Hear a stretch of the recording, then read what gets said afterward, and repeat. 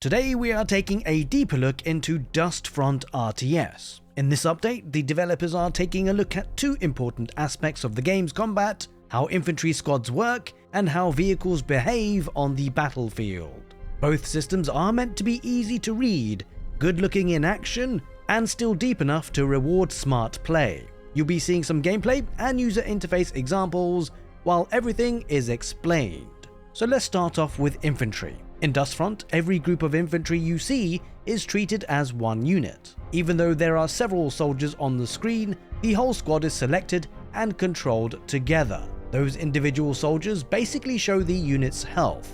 As the squad takes damage, soldiers fall one by one in a fixed order based on how much HP that the unit has left.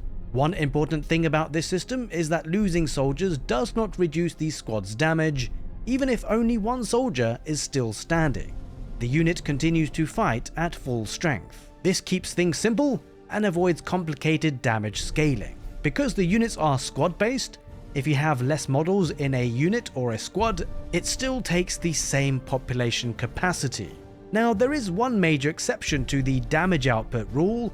If a squad contains a special soldier with unique equipment, that soldier's survival determines whether that weapon or ability is still available. In a regular squad where all soldiers are the same, it doesn't really matter who goes down first. The last soldier will still fight with the full power of the unit. In a rocket squad, the rocket trooper is always last to die.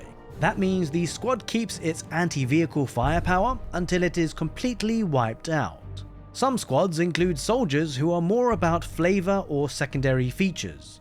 A unit with a soldier holding binoculars might look different, but that soldier doesn't directly affect the squad's combat performance. Mixed squads are where things get more tactical. If a large group of riflemen includes a single rocket soldier, that specialist can die before the squad itself is destroyed. When that happens, the squad permanently loses its ability to damage armored targets from that point on. In sniper squads, the sniper is the main unit and always goes down last, so the squad never loses its core weapon while it's alive. But if there's also a support soldier responsible for things like artillery guidance, that soldier dies first. Once he is gone, the squad can no longer direct artillery fire, even though the sniper keeps on fighting. For heavy units, the main warrior with the primary weapon is protected until the end.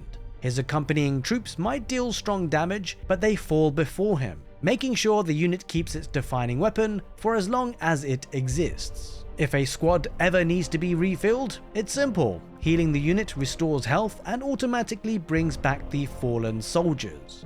The whole reason that squads are used in the first place isn't just mechanical. They look better on the battlefield, they keep the scale of the combat feeling right, and make units easier to select and manage without turning the screen into a mess of tiny individual characters. Next up, we are going to take a look at the vehicles, but before we do, make sure that you have subscribed to the channel. More importantly, that you actually wishlist the game on Steam, because it is climbing on the Steam wishlist, and of course the better it does on that list, the more likely it is to get more visibility on Steam. So carrying on, the vehicles in Dustfront add a bit more depth. Most of them don't just have one armor value. Instead, armor depends on where the vehicle is hit. This is shown through two arcs. One is shared between the sides and rear. The front arc usually represents the strongest armor. It does depend on the vehicle though, and so when a vehicle is hit from the front, damage is reduced based on that frontal value. Hits from the side or the rear are calculated separately and usually suffer more damage, of course still depending on the vehicle's resistance. Now, not every vehicle uses this system. Some heavy mutant units, even though they are technically vehicles, have all-round armor. They don't take extra damage from side or rear hits, which makes positioning them less important. Many vehicles, including tracked and wheeled ones, can move in reverse. This isn't just for backing away, it lets players keep the strongest front armor facing the enemy while repositioning, making retreats, of course, and maneuvers more controlled and tactical. Movement also feels different depending on the type of vehicle. Tracked vehicles can mostly turn in place, wheeled vehicles need more space and have a wider turning radius. Hover units move in a smoother drifting way, naturally sliding into their new direction.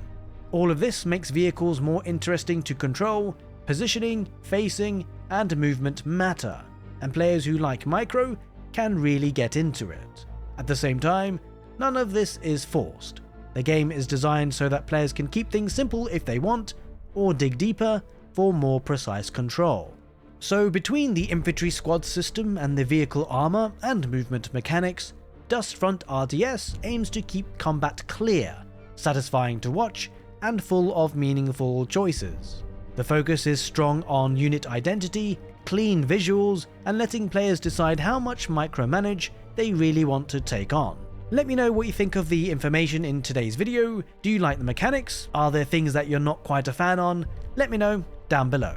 Thanks for watching this update on Dustfront RTS. Take care and see you next time.